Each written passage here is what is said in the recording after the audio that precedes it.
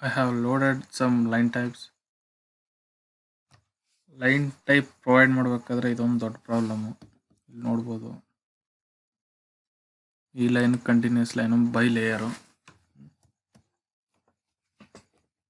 ಆದರೆ ಈ ಲೈನು ಬೇರೆ ಟೈಪು. ಈ ಲೈನೇ ಬೇರೆ ಟೈಪು.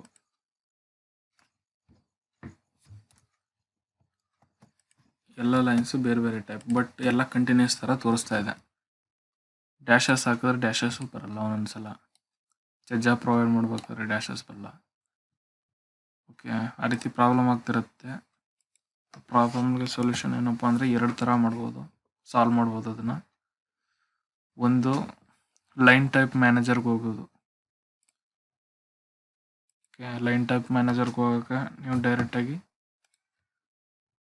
ಇಲ್ಲಿ by layer line type change ಮಾಡ್ತೀವಲ್ಲ, ಅಲ್ಲಿ ಬೈ ಲೇಯರ್ಗೆ ಬಂದ್ಬಿಟ್ಟು ಇಲ್ಲಿ ಹೋಗ್ಬೋದು. ಅದರ್ಸ್ಗೆ ಹೋಗ್ಬಿಟ್ಟು ಇಲ್ಲಿ ಗ್ಲೋಬಲ್ ಸ್ಕೇಲ್ ಫ್ಯಾಕ್ಟರ್ ಇರುತ್ತೆ. ಸೊ ಆ ಗ್ಲೋಬಲ್ ಸ್ಕೇಲ್ ಫ್ಯಾಕ್ಟರ್ನ ನಾವು ಚೇಂಜ್ ಮಾಡಿದ್ರೆ ಅಲ್ಲಿ ನಮಗೆ ಪ್ರಾಬ್ಲಮ್ ಸಾಲ್ವ್ ಆಗುತ್ತೆ.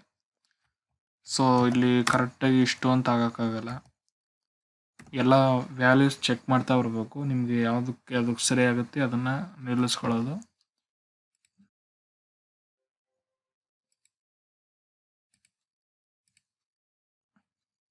ಓಕೆ, 0.5 ಸರಿ ಬರಲಿಲ್ಲ,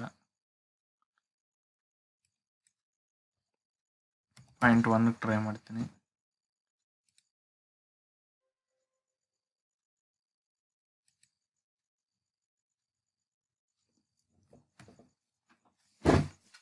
ಓಕೆ, ಸೊ ಈ ರೀತಿ ನೀವು ಇಲ್ಲಿ ಸ್ಕೇಲ್ ಚೇಂಜ್ ಮಾಡ್ಕೊಂಡು ಸರಿ ಮಾಡ್ಬೋದು.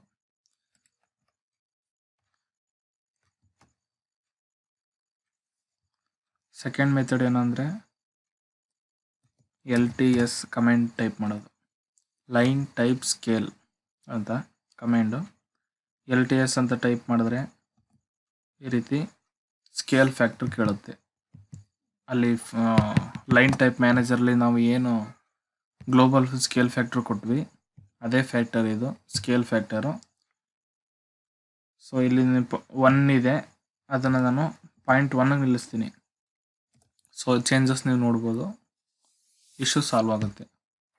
ಓಕೆ, ಸೊ ಇನ್ನೊಂದು ಇದೇ ಥರ ಪ್ರಾಬ್ಲಮ್ಮು ಲೇಔಟಲ್ಲಿ ಫೇಸ್ ಮಾಡ್ತೀವಿ.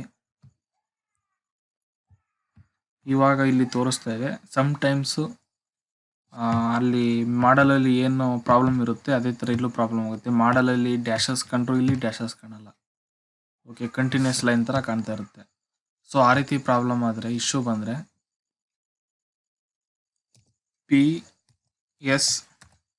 PSLTS ಅಂತ, paper space line type scale.